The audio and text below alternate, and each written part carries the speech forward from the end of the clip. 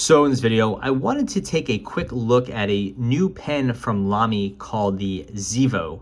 I've heard some people call it the Xevo, but at Xevo, I'm gonna go with Xevo until I get corrected on that.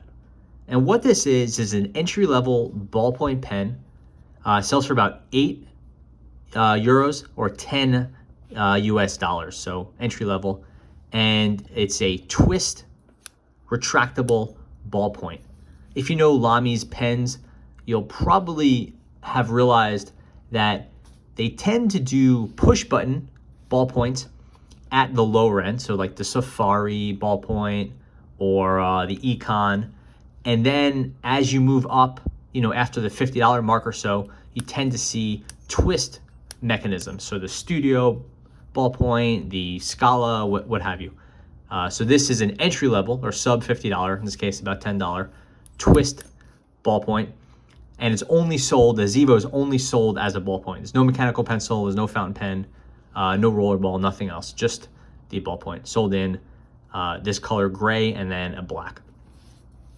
So this is a modern designed pen, very minimalist, very stripped down, neither of which are, I would say, rare in Lamy's line. They do that kind of, minimalist or Bauhaus style, but they don't tend to have too many pens or pencils that are like really well, nicely shaped or modernly shaped plastic like this one. So it's definitely kind of a departure for Lamy.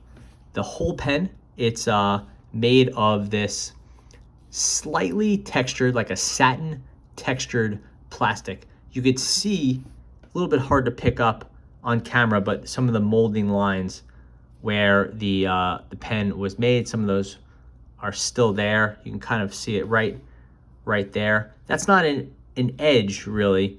It's just from the plastic injector or however it was, seam in the tooling or whatever.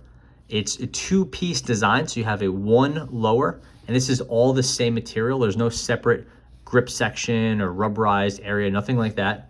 And then you have the upper, and you can see that sort of line there now. And the way the mechanism works, as you can imagine, is you twist it, and it has a nice retraction mechanism, and it locks in place.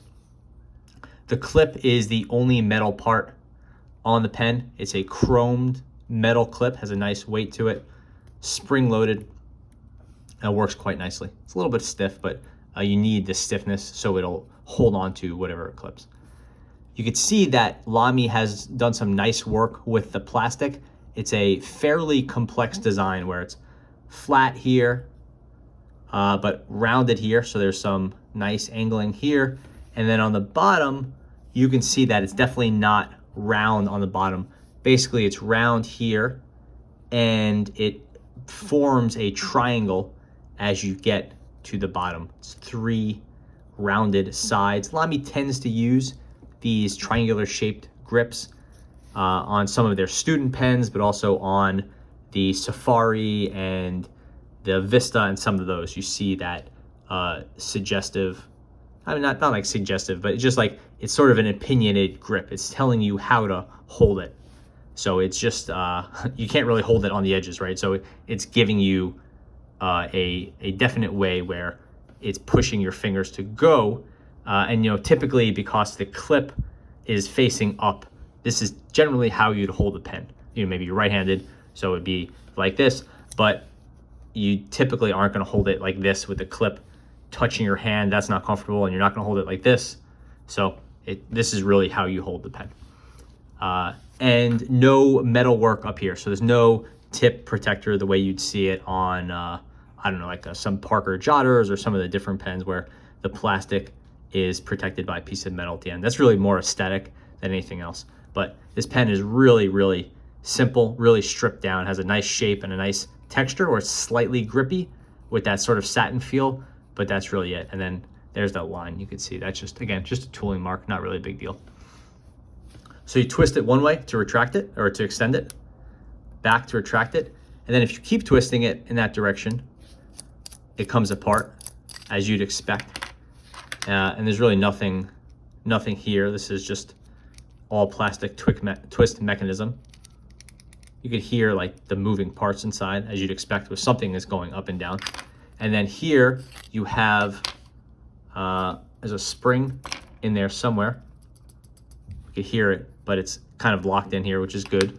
And then we see Lamy's very standard M16 ballpoint pen refill. This is kind of the refill they use across the line in almost all their ballpoints, except for the ones that use a smaller D1 size.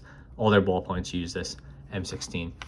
The M16 is a tricky refill, as I pointed out, because if the pen body inside utilizes this piece right here, it's almost impossible to replicate this shape because it has these little ledges here. And if those are used in the retraction mechanism, you basically can't replace this M16 with a different refill. If the pen body ignores this plastic piece, then it's pretty easy to get a different refill and flip it out for this one. So we'll poke around in that and see, but I think I do see some pieces in there, which are gonna make it a little bit more complex to change the refill out.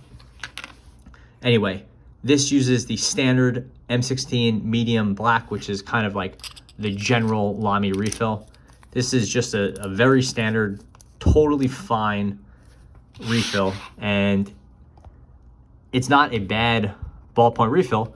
The issue is just that you're stuck with this thing in many Lamy ballpoint pens. It just is almost impossible to get a different refill in there. So this is the Lamy Xevo, the Xevo. It's a nice writer. I found it to be pretty comfortable, actually. I like the triangular shape, and the ballpoint refill has been very reliable, so no problems there. It's a really nice size, and I think it's a pretty good looking pen. I like its kind of really minimalist aesthetic. I would like it to be a little bit more grippy here, especially going into the winter. Maybe your hands are feeling a little bit more dry, and this hard plastic with no real texture except that slightly satin finish is maybe a little bit slippery, but I don't really have any particular problems with it. I've been enjoying the shape of the pen and how it looks, and the twist feel is quite nice. So I think Lamy did a nice job with this pen. I've been enjoying it. It reminds me a lot of this pen right here. This is the Zebra Blend. Both of them are kind of like a modern looking pen, kind of a nice twist of it, like a, I mean, this is not twist like push button, but a twist in that it's like definitely minimalist, but it has some style to it, right? This one has that very interesting clip design, kind of like almost as if when you push it down, it becomes one piece, even though it's clearly more than one piece. I don't know. And the coloring with that kind of light gray, it just reminded me of that. The Lamy is not designed by the same company. I forget the name of the designer, but it different set of people. But anyway, it's nice to see Lamy coming out with a modern looking, up to date 2021 inspired plastic pen at $10. At $10, do I want to be using a Lamy Xevo refill? Lamy M16 refill when I could be using a Parker style with something like Rotring Tiki?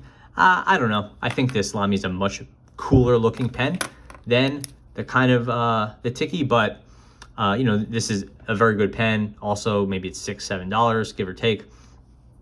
And I can use, any of a number of refills. I could use, this gel refill, whatever. It's no problem. It's universal, whereas the Lamy, you don't have a lot of options. But yeah, I do like the pen. I think it's pretty cool looking. And just for a day-to-day writer, something you're going to throw in your bag, a nice little gift or stocking stuffer type thing, I have been enjoying it. So pretty cool addition to the Lamy lineup. But I don't think it really solves any real problems. I don't think it was addressing a hole in the Lamy's lineup, just another cool pen they have in this price range. So just really quickly, we'll flip this refill, put this Parker style in here. We'll see if it works. We won't diagnose if it doesn't work, but we'll see. No shake, so that's a good sign. Twist it, and nothing. So it's too short. And let's see if we push it down, does it appear? Almost. So it's stopping right here, which means, and this is a common problem with the we're trying to replace a Lamy refill. This Lamy refill, this lower portion from this plastic piece up, is very, very skinny. This Parker style G2 lower portion is slightly too thick, just maybe a millimeter or so. And Lamy keeps their front, the hole here, this window or aperture, whatever you want to call it, is very skinny. So a Lamy refill will get through, but a standard Parker style won't. You can of course solve that problem by drilling this out, but Lamy tends to use very brittle plastics, so it's not that easy to do. Clearly I've spent too much time looking into the Lamy M16 refill. Anyway, that's the Lamy Xevo. Pretty cool pen and a nice offering and a nice addition to the Lamy lineup, but it's not exactly like something I would say you need to run out and buy right now, because it'll probably be around for a long time. And again, it's not really like changing too much about Lamy's offerings. It's just a fun new pen. Thanks for watching.